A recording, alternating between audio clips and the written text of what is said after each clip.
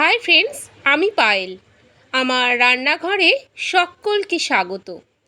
আজ আমি আপনাদের সাথে শেয়ার করছি একটি লস্যির রেসিপি। এই প্রচণ্ড গরমে একটুখানি লস্যি পেলে প্রাণটা একদম জুড়িয়ে যাবে। আমি আমার মতো করে এই লস্যিটি তৈরি করেছি, সেটি আপনাদের সাথে শেয়ার করছি। চলুন দেখে নেওয়া যাক।